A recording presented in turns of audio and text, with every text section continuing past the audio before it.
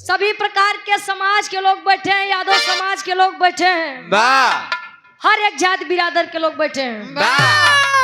एक खानदानी बिरहा वीर रस के भाव में आशा नहीं पूर्ण विश्वास। अच्छा, कई कलाकार हैं, जब प्रयागराज में कार्यक्रम होता है अगर वीर रस हम गा दें या कहानी गा दे तो का कही है ई वाली कहानी बिटिया जब यहाँ से डाक करा भदोही साइड ये सब तब गाव करा। हम ही नहीं समझित कि भदोही वाले कुछ और खाते हैं, आप लोग कुछ और खाते हैं। अगर गवैया बढ़िया बा उ गाय के ठीक बा, गाय की नहीं समझ में आवे, लेकिन अगर वो बढ़िया से वार्ता समझाए लेगा तो समझ में कहानी आई कि नहीं आई। कि आप लोग कसम खा लिया हुआ रामायण में महाभारत क्या भैया। एक छोट सा बिरहा, खानदानी बिरहा, हाथ जोड़ के विनम्र निवेदन बा। देखा बिरहा एक एक होई हमारी तरफ से बाहरों से काहे को करे बाद लोग अपने अपने घरे जाइए। तो हाथ जोड़ के आज दोनों हाथ जोड़त है भाई, ऐसी बड़ कोनो हथियारे नहीं बा। घरे रख के आई है। अगर सुन ले बा समझ ले बा तो आशा नहीं पूर्ण विश्वास बा कहानी शीशक के जैसा साफ होई हमार गारंटी बा। त्यावा गुरुजी तनी भाव बने के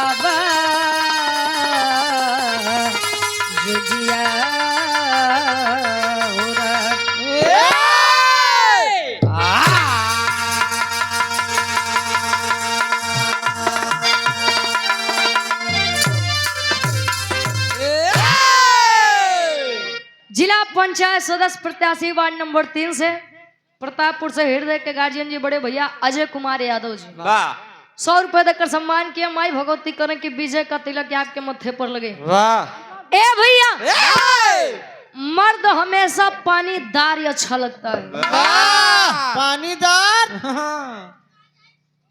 काहे बदे जानो थे मर्द पहले के लोग कहा कि रघुकुल रीति सदा चली आई, मेहरारू पर जुलुम ढहाई। नहीं कि ना मर्द हो तू ढहावत है कि नहीं?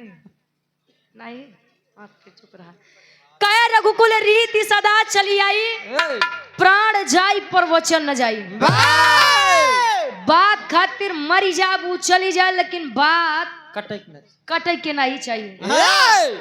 अच्छा आज अगर घरे में 10 सदस्य हैं तो 4 पानीदार मिली है, बाकी 6 ऐसे मिली है कि सुबेरे का कहते हैं संझा का हो जाये क्यों नहीं जानत। वीर चाहे तब के हो, वीर चाहे आज के हो, उन वीरों के लिए कवि की कलम लिखती है। क्या लिखे? 4 लाइन भूमिका के अंदर से आवा।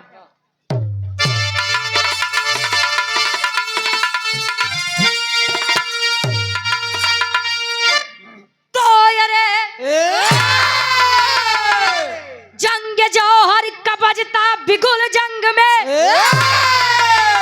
रंग लाती थी लोरिक की थी जब जवानी। रक्त की बूंद में खून है खून का, अरे लोरिक के लइका या भोरी के कहानी। हर की छाती पे गर्जन करे सर्वदा, तोला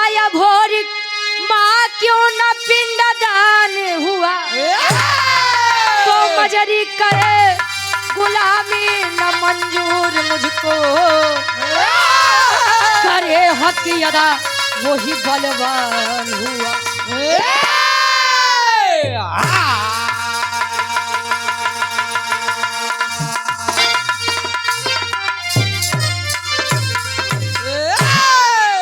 अरे जंग जोहर कबजता बिगुल जंग में, रंग लाती थी लोरी की थी जब जवानी। अरे रक्त की बूंद में खून है खून का, तो लोरी के लइका या भोरी के कहानी। इतिहास के बाद खानदानी बिरहा, वीर लोरी गढ़गौरा के वीर। वीरताई के बारे में यदि नाम आए तो बिरलोरी और समरू जी का नाम लोग बड़े अदब और सम्मान से लेते हैं। ए भैया, लोरी के पिताजी के नाम कुबई दादा रहे। कुबई उनका नाम रहे, लोग उनका सम्मान से कुबई दादा कहा।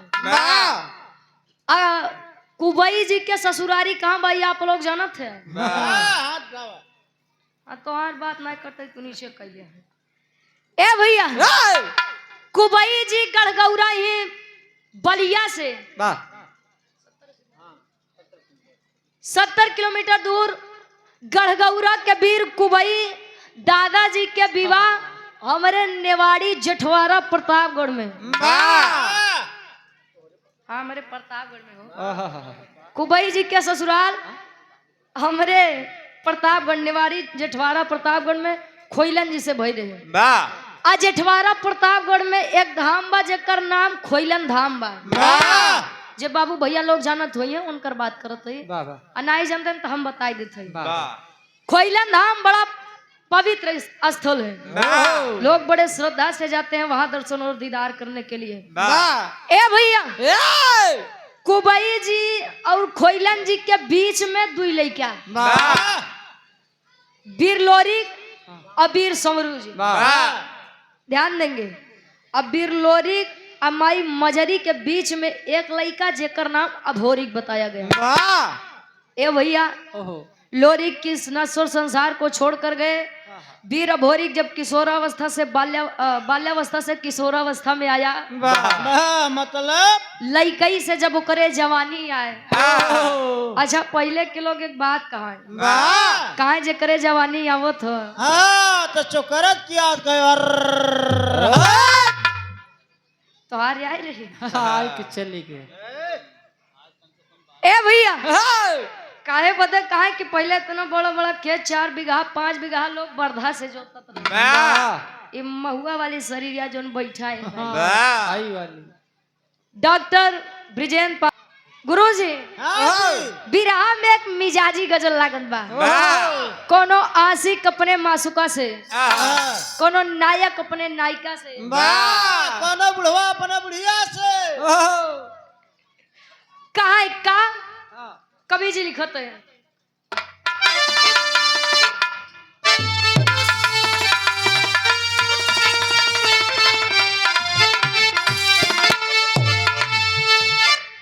अरे तो परवाने जल रहे हैं,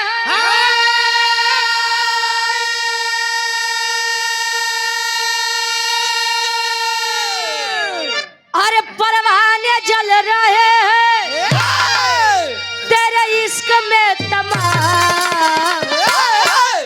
अरे परवाने जल रहे हैं तेरे इश्क में तमाम। जानम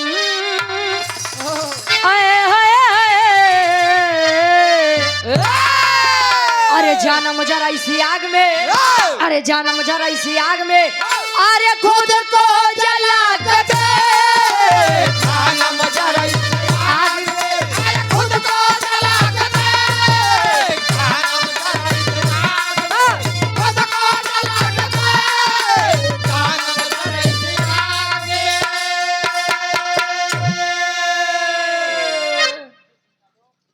आदरणीय विजय सिंह यादव जी देवली की 5 सरजमी से 100 रुपए देकर सम्मान की आशीर्वाद के चाह रही। कहे परवाने जल रहे हैं तेरे इश्क में तमाम, जानम जरा इस आग में खुद को जला के दे। प्रेम करना कोई गलत बात नहीं है, लेकिन प्रेम पाक और पवित्र होना चाहिए। अरे प्रेम तो पहले के लोग करें भाई साहब, पहले वाले। हाँ पहले वाले, लेकिन आज के समय में दिन भर में पता नहीं कितना बार लब होता है। सब हो जाता, सब हो जाता, लब में सब हो गया। ए भैया, तर से बढ़िया कवि जी फर्ज में लिखा था, वीर चाहिए तब के हो, वीर चाहिए आज के हो। पानीदार मर्द खातिर एक लाइन कैसे,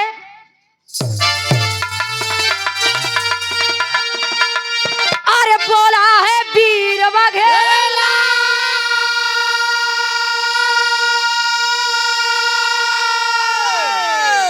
अरे बोला है वीर बघेला, अरे झंडा हिला के दे,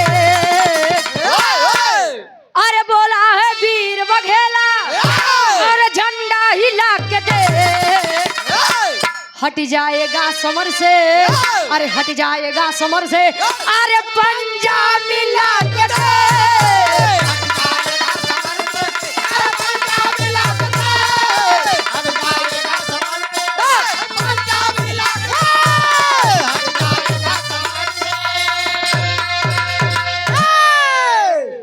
हट जाएगा समर से तू पंजा मिला के देख, दूरी से भाव कैसे कुछ नहीं हो, जब सामने से मिला जाचा पड़ताला तब जाना है। हाँ, हमारे बिरहा के कहानी के शुरुआत कवि जी यहाँ से लेते हैं, जोहरी छन लगत बा कैसे,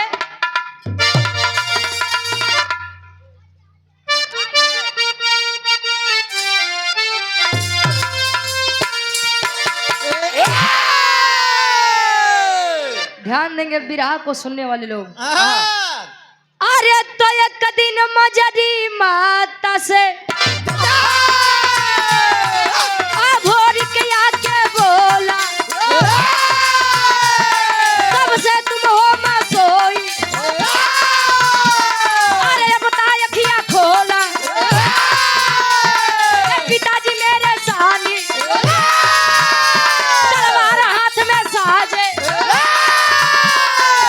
जिनके माँ दुर्गा अरे माता रही विराजे, दंगल में जब जाते अरे तन से बहे पसीना, समर जग के अंदर मुश्किल करते थे जीना, न वीर चुनौती सहते जो कहते वो है कमीना।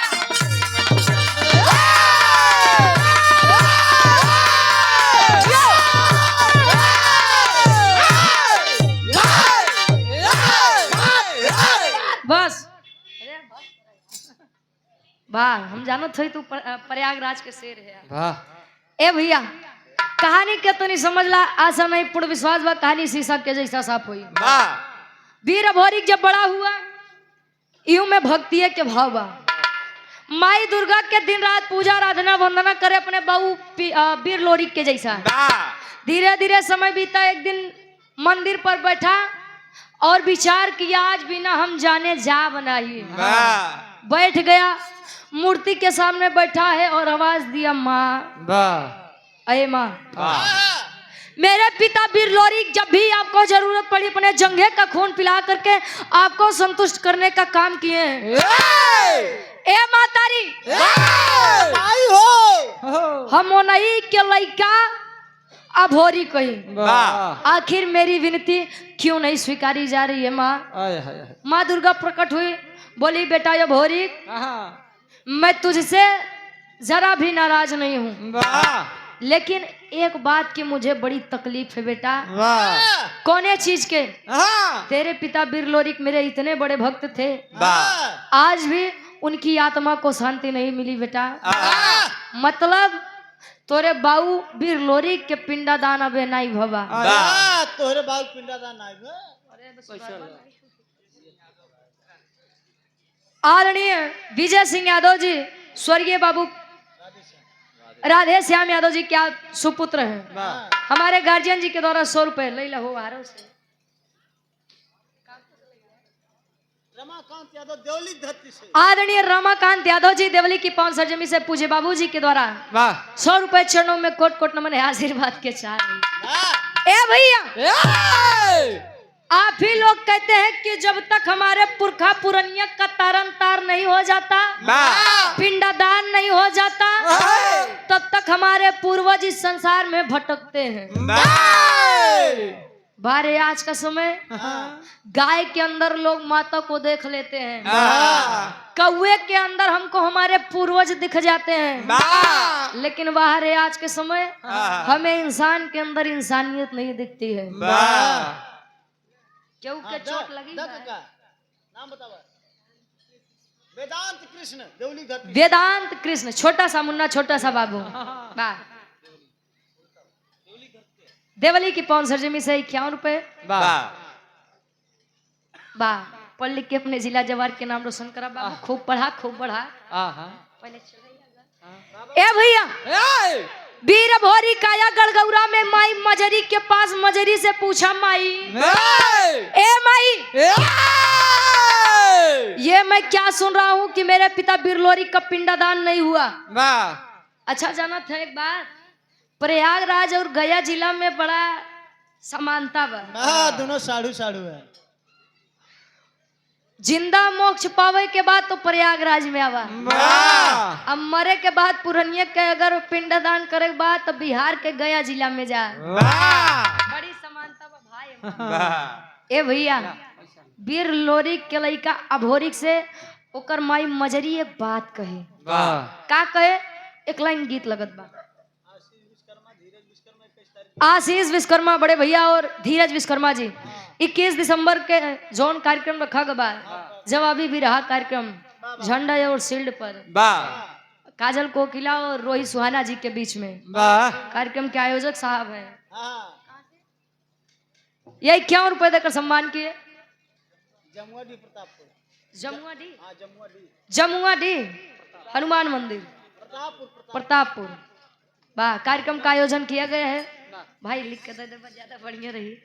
एक लाइन गीत लगत बा, कोनो दुल्ही अपने सैया जी से हमारे काका बाबा के जमाने वाली या बिरहा सम्राट स्वर्गीय गुरु रामदेव गुरु जी अपने जवानी के आलम में गावे, गायन और गायक के चला गए।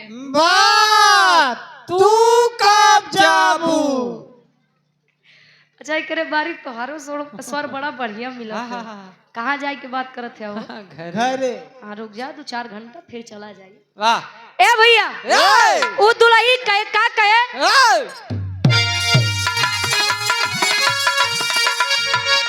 आर्य त झूलनी पे उड़ानी,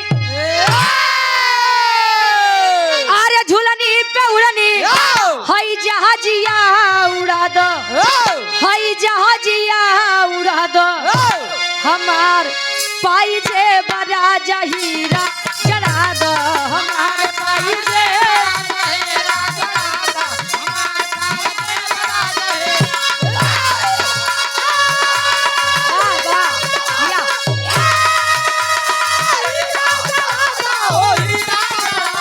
हमार पाई जे बड़ा जहीरा चढ़ा दो, हमार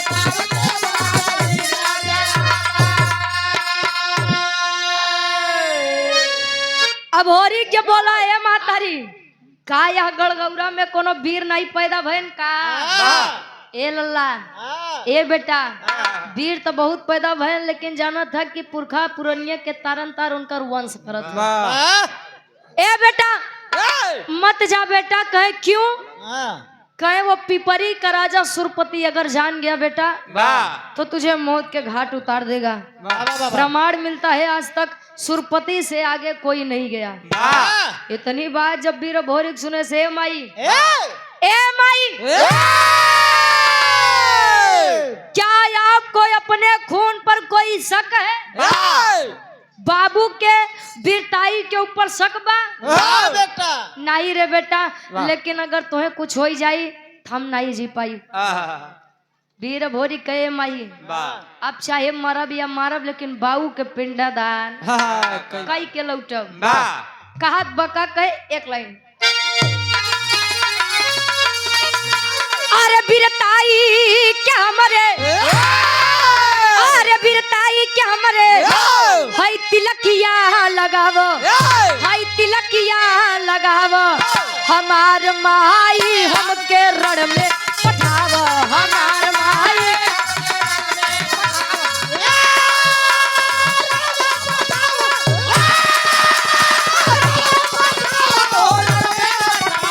हमार माई हमके रण में पठाव, हमार माई हमके रण में पठाव।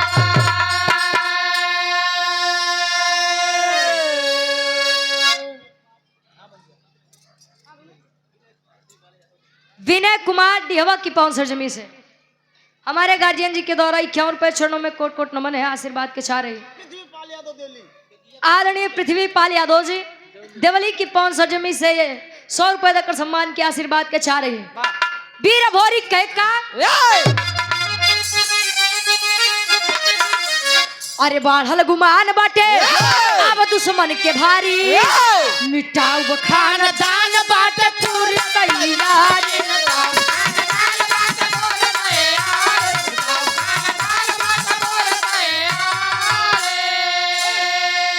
अरे तो ममता के प्रीतिया अरे ममता के प्रीतिया तू मन में जगावा हमार माई हमके रण में पठावा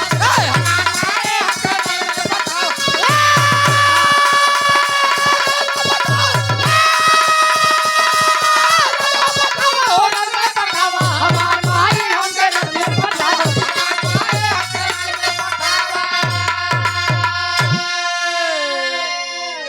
कहे बिरताई के हमरे तिलकिया लगावा हमार माई हमके रण में पठावा वो भी क्या जमाना था साहब यह होता है बेटे का फर्ज कि अपने जान पर खेल के अपने पिता के लिए वह काम कर गया है आज का लड़का है नगर है तनो केहू के ज्यादा दे दे तो अपने बबुआ की मूड़ी काट दे भाई तू सम्मान किया बस ए भैया अच्छा तिलक कई प्रकार का होता है तिलक अब देखा ठंडी आई के बाद 2 लोटा मनई नहीं है तो आधा घंटा 1 घंटा तो केवल चंदन लगावे में डमरू त्रिशूल में कितना जने हाँ किया ठंडी में बिना नहाए धोए चंदन लगाए के टहरिए देख कितना जने तो बस 14 तारीख के इंतजार में परेशान है एक तिलक जौन पूजा पाठ करे के बाद ही हमारे काकी दाई लोग रोज लगाए लेते एक तिलक विजय तिलक कोई भी इंसान किसी भी क्षेत्र में जाता है तो सोचता है कि प्रथम विजय का तिलक सदैव मेरे मत्थे पर लगे और तीसरा तिलक जाना थे अच्छा तिलक कई प्रकार के होते हैं हमका जितना जानकारी हम बता देते हैं एक तिलक शादी ब्याह के पहले चढ़त है जब बर्बादी की शुरुआत होता है बाहर बाबा के नहीं इनके होई के बाद सबके डरवा तो नौ लोग का होई द भाई ए भैया आशीर्वाद लेकर के अपने पूज्य माता मजरी से आया बनारस काशी बनारस के धरती पर वही काशी बनारस की धरती जहाँ आप लोग कहते हैं कि भगवान भोलेनाथ के त्रिशूल पर टिकी हुई है आया काशी के धरती पर ब्रह्म बेला है काशी घाट के किनारे एक पंडा जी बैठा है बढ़िया तिलक चंदन लगाए और सुबेरे सुबेरे वीर भोरी का देखे तो पूछते हैं बेटा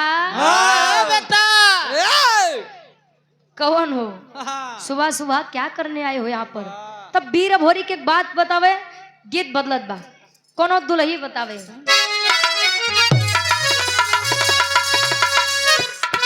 क्या बात है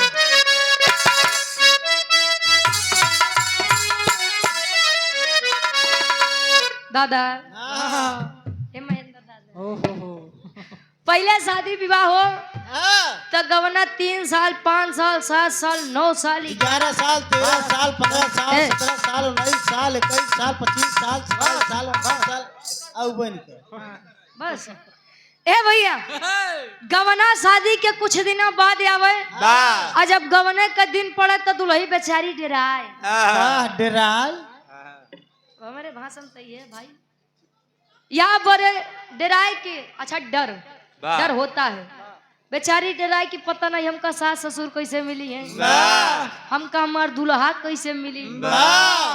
लेकिन आज जब दुल्ही शादी पड़ जात बा, विदाई होत बा, तो सास ससुर बेचारे डराते हैं कि हमका पतो हो कैसे मिली।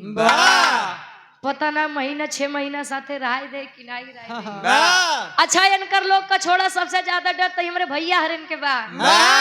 दुल्ही आए पता ना महीना 2 महीना जिए दे कि नीला ड्रम में भर के सीमेंट घोल दे। ए भैया अभी ज्यादा दिन की बात नहीं है, अम्बेडकर नगर में एक महिला थी, उसकी उम्र लगभग 45 साल थी। 5 बच्चे थे उसके।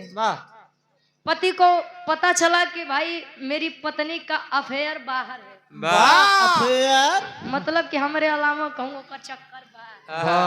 दुल्हा बेचारा कहे से काम करे, अपन बोरिया बिस्तर बांधाओ चल। लेकर गया प्रेमी के हाथ में अपने पत्नी का हाथ थमा दिया। आया तो गांव वाले पूछे यार तोरे मेहरारू इतना बड़ा कांड कर दिया, तू ले गया खुशी खुशी उनका देहे आया। हमार मेहरारू हो तो मार देते। लइको बेचारा के भाई साहब प्रेमी के हाथ पकड़ाए दे तो जी जाबे, आई मारे की कोशिश करबे तो हम ही कटाई जा। ए भैया बड़ा तगड़ा डेर बैठा भाई सब। उ दुल्ही कहे का अरे जब से गवनवा के दिनवा धराई, जब से गवनवा के दिनवा धराई, रतिया न नींद आवे देह पियराई। जब से गवनवा के दिनवा धराई,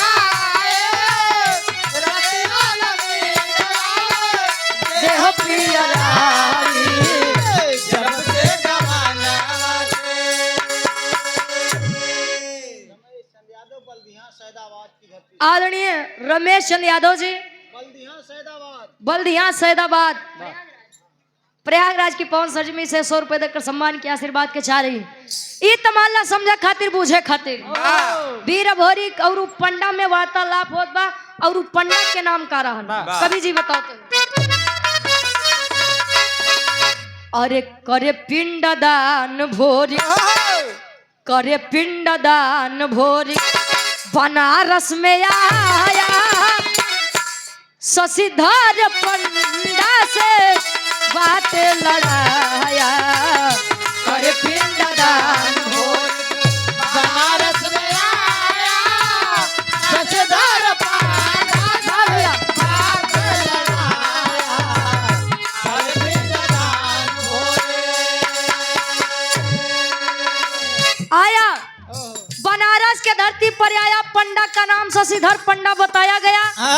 शशिधर पंडा से मुलाकात हुई, भोरी बताया यानी अभोरी बताया कि बाबा मैं गढ़गौरा से चलकर आया हूँ, मेरे पिता वीर लोरी। वाह बेटा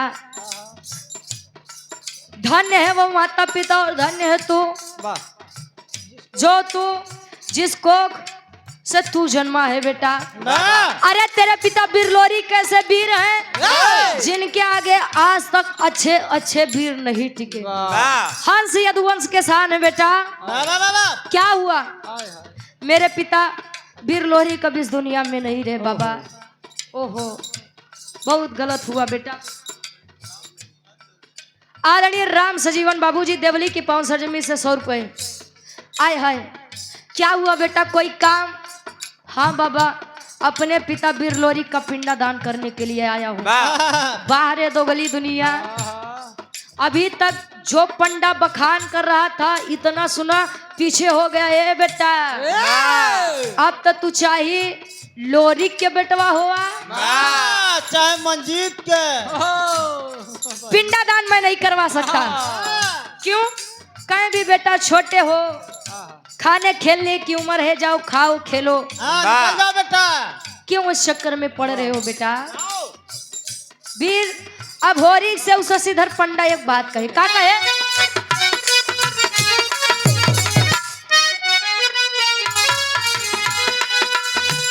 काहे पंडा पहले पिंड दान करी है राजा।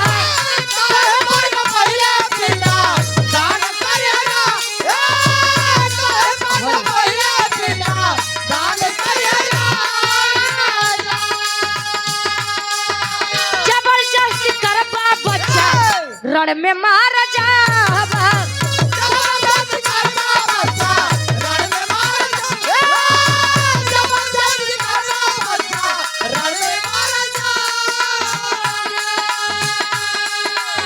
जबरदस्ती करबा बच्चा रण में महाराजा बा।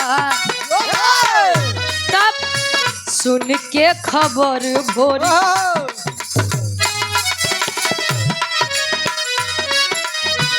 सुन के खबर भोरी तन में गुस्सा आया शशिधर पंडा से बातें लड़ाया। सुन के खबर भोरी तन में गुस्सा आया शशिधर पंडा से बातें लड़ाया। सुन के खबर भोरी ए भैया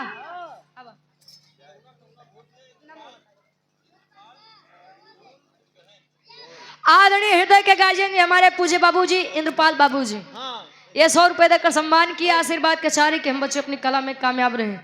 ए भैया चल जाओ नहीं तो तुम भी मारे जाओगे मैं भी मारा जाऊंगा। मतलब बेटा देख तू लोरी के लड़का है ये बदे तो समझावत है बेटा। उ पिपरी के राजा सुरपति अगर जान जाई तो नहीं तोहे छोड़ी नहीं हमें छोड़ी। चल जा बाकी बाहर वीर निकाल के तलवार गर्दन पे रख दिया। ए बाबा ए बाबा पिंडदान करवाएंगे कि नहीं करवाएंगे? करवाएंगे कि नहीं करवाओगे कि ना करवाओगे? बोल। ए भैया अब बेचारा शशिधर पंडा खड़ा वो बैठ गया बा। हाँ लगा नहीं रही कह बे साला पिंडादान नहीं करवाऊंगा तो ये मार देगा। पिंडादान करवा दूंगा तो वो मार देगा। वो का मतलब सुरपति मार देगा।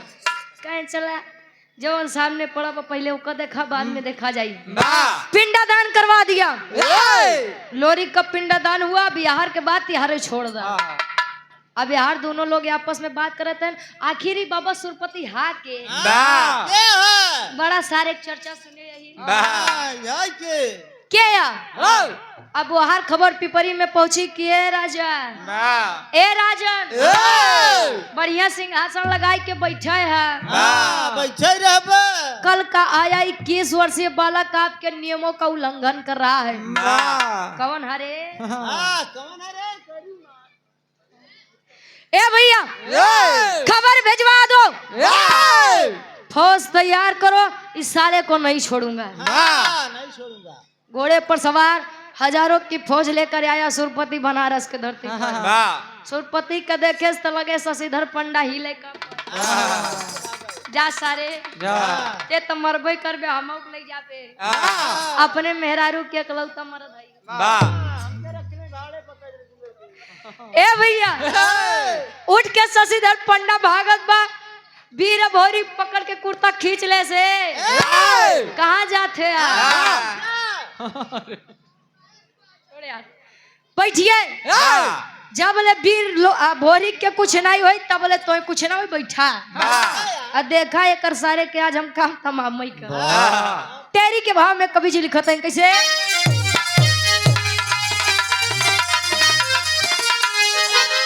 अरे राम जवानी जंगी जूझे जमके। अरे जवानी जंगी जूझे जमके। तलोरिक पूत या भोरी कहे मिटाऊ हमके। अरे हो हमके अरे हम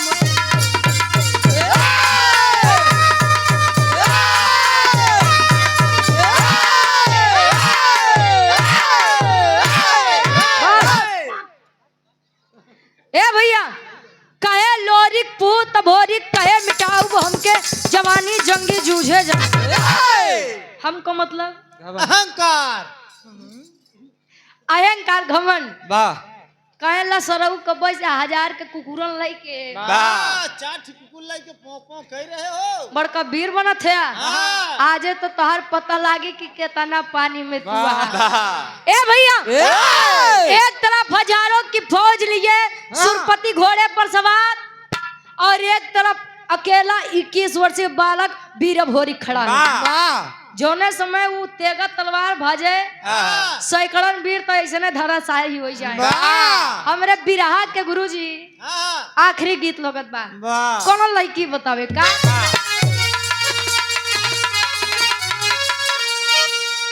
आर्य सासुमार तनवा आर्य सासुमार तनवा आई नदिया मारे तनवा रे तनवा आई हो कि तनवा आई हो हमारे भैया के सरवा रे तनवा आई हो मारे ना हमारे भैया के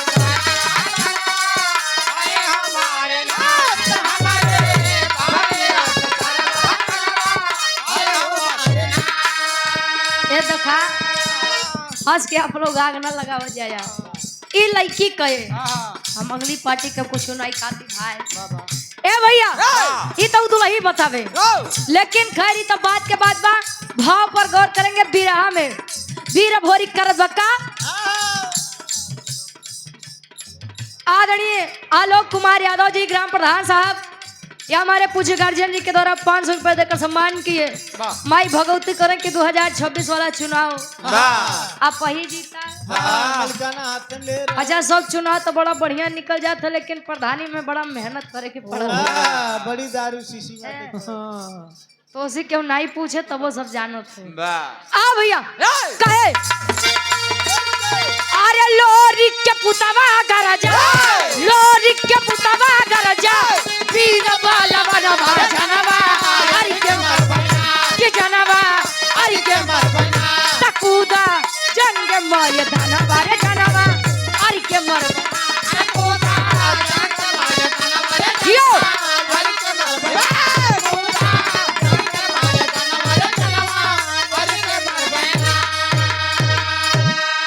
ए भैया जोने समय तेगा तलवार भाजे सैकड़ा वीर बेचारे जे बचा है कहे लगे मने मंसूरपति के गरियावे छक के तनो बढ़िया नाम बा लेकिन अगर गुस्सा लग गया तो अच्छा से अच्छा नाम लोग खराब कर देते लगे बेचारे जे 150 बचा है लगे गरियावे जा सारे सुरपति है सारे तोरे वंश नाश हो जा सारे तोरे चक्कर में अपन जान न गवाव जे इन्हन तो पागल रहे जो तोरे चक्कर में सर उमर गए हम तोरे चक्कर में अपन जान नहीं गवाऊ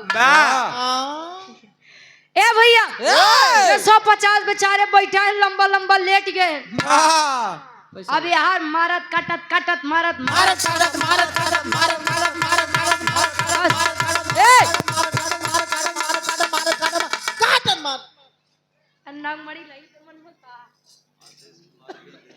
आशीष कुमार बिंद जी देवली की 500 में 51 रुपए आशीर्वाद के छारे ए भैया पहुंचा सुरपति के पास घोड़े पर सवार सुरपति का कॉलर पकड़कर खींच लिया उधर उधर नीचे उधर साले काट लूंगा तेरा कहा मुड़ी ए भैया खींच लिया नीचे आज वीर भोरी सुरपति के मोहे पे करिखा पोताई के गदहा पे बैठाई के ऐसा कोनो स्थान नहीं बचा जहाँ सुरपति के घुमाए नहीं हो धोबी घाट छोड़ के अच्छा धोबी घाट कहाँ छोड़ी है लादी के ढोआ अच्छा तो वह समय में के गदहा रहा गदहा बड़ी साट रही ए भैया इतना अपमानित होने के बाद बनारस के धरती पर तीनों बैठे हैं अब बिहार के बाद तिहारे छोड़ दो सुरपति की एक बिटिया जिसका नाम केवला पतिया बताया गया बहुत जानला समझावे के पड़त अगर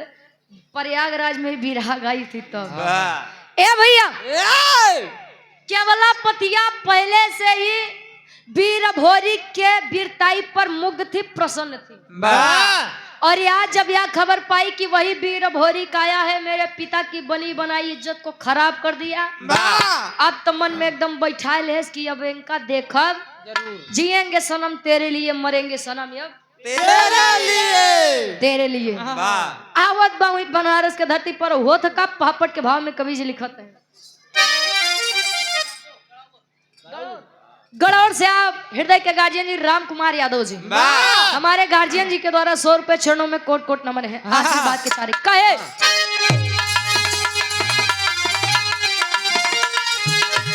अरे आई केवल पतिया, अरे आई केवल पतिया वन हसीना जीना मुश्किल बा। अरे आई केवल पतिया वन हसीना जीना मुश्किल बा। तब बाप के इज्जत भोरी काहे छीना जीना मुश्किल बा।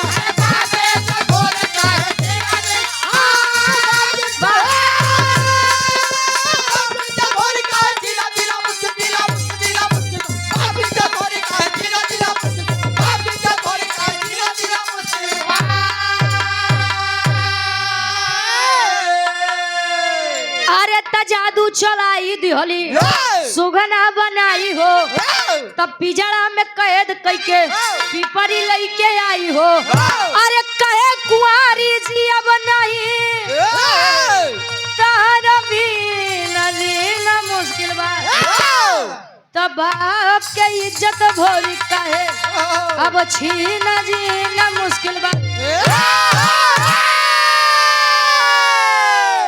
केवलापतिया के अंदर एक विशेषता रही, कौन जाना थे यार? केवलापतिया जादू के विषय में बड़ी जानकार थी। आई कम मेहरारून की आदत होते वो इशारा से ज्यादा बात करत थे। आई शशिधर पंडित का देखत बा पूछत बा ए बाबा बाबा हो के यार कौन है जो मेरे पिता की इतनी दिन की बनी बनाई इज्जत को माटी में मिला दिया। शशिधर पंडित मार चौड़ी आत है न रे, चला केहू तो वीर आए जेकर सारे के दहशत तो खत्म करे। इहे या बेटा। तब तक वीर भोरी को समझ पाते उसके पहले ही केवलापति अपना जादू चलाकर तोता सुगना बनाए के पिजड़ा में कैद करके पिपरी लेके आवत है। वीर भोरी के आदरणीय विजय सिंह कोहड़ा यादव जी, अच्छा प्रधान पद के प्रत्याशी हैं हमारे कोहड़ा भैया जी। देवली की पावन सरजमी से 100 रुपए देकर सम्मान के आशीर्वाद के चाह रही कि हम बच्चे अपनी कला में कामयाब रहे। वाह क्या नाम है ए भैया। अच्छा एक बात रहे, केवलापतिया दिन में वीर भोरी के सुगना बना रहा दे, लेकिन जब रात हो तब मर्द बनाई दे। काहे बदे जबरदस्ती प्रेम करना चाहिए, लेकिन बाहरे मार मर्यादा वीर भोरी कहा अय लड़की मैं तुझसे इस प्रकार प्रेम कर लूं, अरे धिक्कार है मेरी मर्दानगी के ऊपर। थू है तेरे से प्यार पे थू। क्या बात है ए भैया। धीरे धीरे समय बीतत बा, केवलापतिया कहे जा दुनिया तरसत बा तोहे मिलत बा तो तोहे अटकत बा। अच्छा धीरे धीरे समय बीतत बा ए भैया। आखिर गड़गौरा में माई मजरी के चिंता सतावत बा अपने बेटवा बोदे करत ही का आल्हा के भाव में कवि जी प्रमाण देते हैं। आदरणीय हृदय के गार्जियन जी हरिहर पासी जी, इस ग्राम इस परिवार से आपका बड़ा अच्छा तालमेल बैठता है, घरेलू संबंध है। वाह क्या बात है। 100 रुपए देकर सम्मान की आशीर्वाद के चाह रही आल्हा के भाव में कवि जी प्रमाण देते हैं इनका।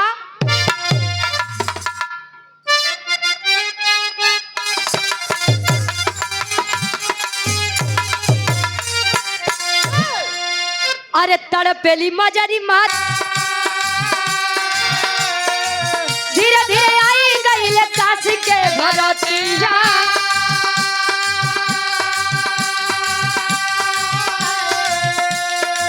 शशिधर पंडा हो गई लन भेटा,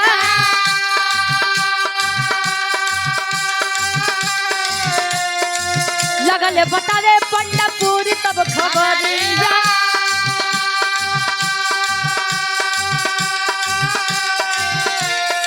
लगले बतावे पंडा पूरी तब खबरिया।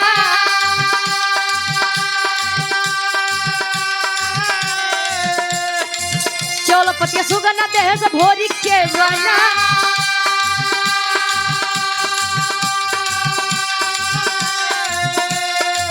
जमुनी के बोलाई लिहले दुनहु हो बीरा।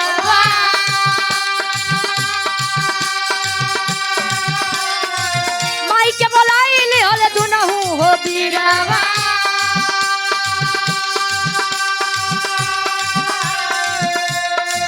झूमी झूमी जोगी बन के भजन रहेगा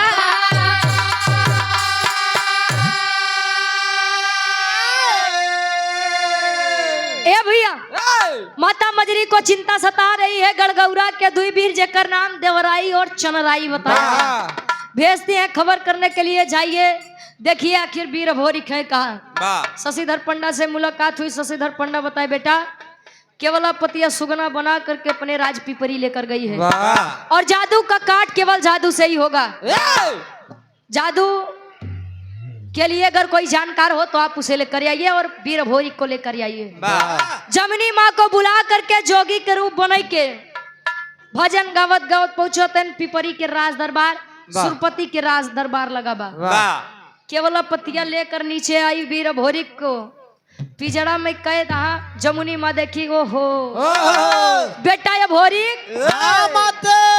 वहां पर फंसे हो हाँ माई रुको रुको आजाद कराती हूँ हेलो हेलो वाह तार मई को 3-4 रिकिम बोलत का भाई हेलो जा बहुत सुंदर बा भाई अब कार्य मार एकदम समीप में बा केवला पतिया कुछ समझ पाती उसके पहले ही माँ जमुनी पर जादू से वीर भोरी को पुरुष वाला तन दिलाए केवला पतिया बेचारी यार वहार देखत बा है अबे तो हम कुछ करबो नहीं भाई हमार राजा कैसे ठीक हो गए हेलो तो भाई डाउन करा चिंचिनात बात चलो हेलो अब यार जमुनी माता अपने जादू से केवला पतिया के गदही के रूप दी केवला पतिया बेचारी गदही का रूप ले अपने बाऊ के बगली खड़ी बा मुड़ी नीचे के बा शर्म के काहे बदे कपड़ा क्यों नहीं पहनी काहे ना पहिरे आया ए भैया अच्छा एक बात आपको मैं बता दूं कि जो पिता अपने पुत्र और पुत्री में अंतर नहीं करते वो पिता अपने पुत्री से ज्यादा प्रेम करते हैं अपनी बेटी की जब यह हालत सुरपति देखा हाथ जोड़ के नीचे बैठ गया जमुनी के चरण के पास आई एक बात कह का आखिरी भाव खड़ी के भाव में कवि जी लिखत है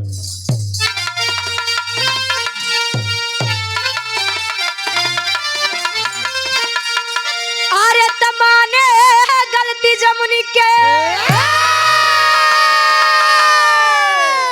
अरे तमाने गलती जमुनी के हाई चरनिया धई के हम हाई भाई तू बहिनिया वचनिया कही के हम हाय भाई तू बारी रे बचनिया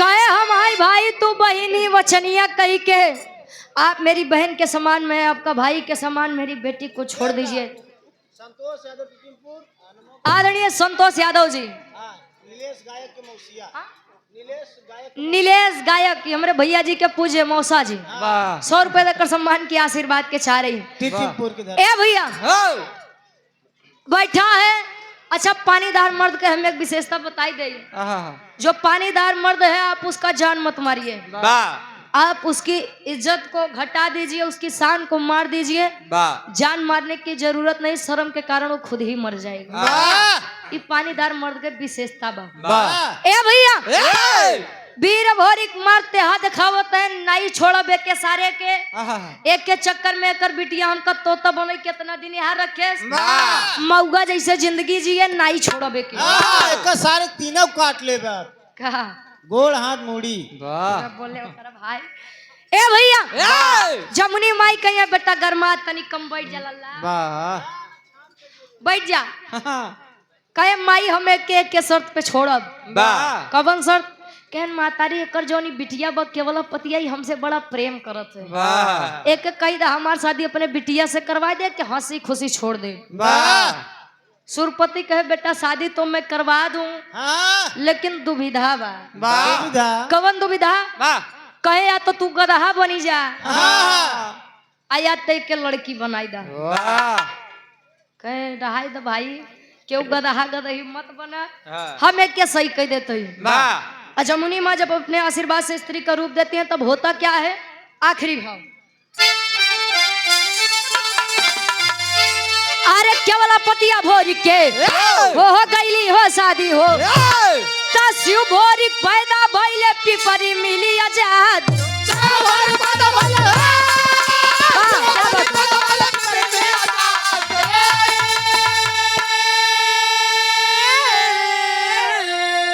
अरे तय अपने घर आए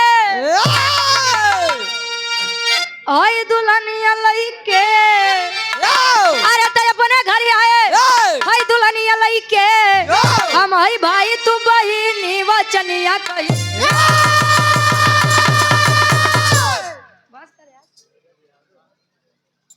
हृदय के गार्जियन जी बड़े भैया नीरज यादव जी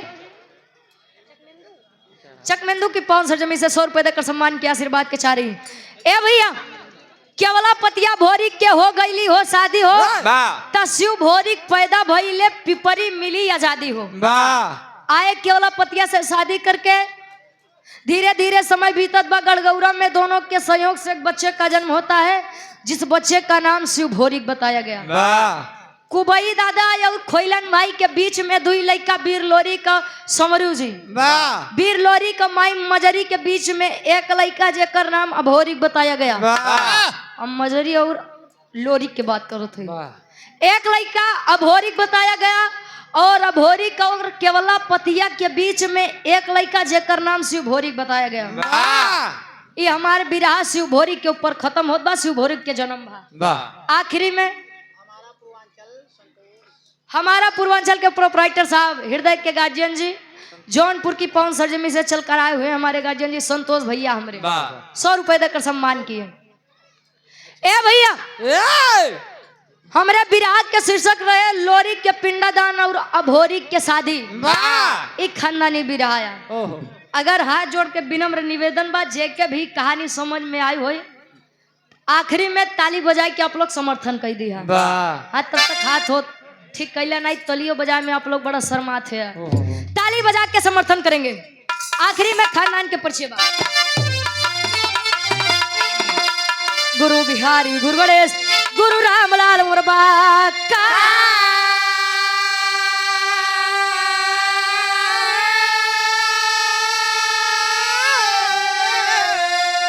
अरे स्वर्ग बसे चंद्रिका कवि बच्चन का विजय पताका।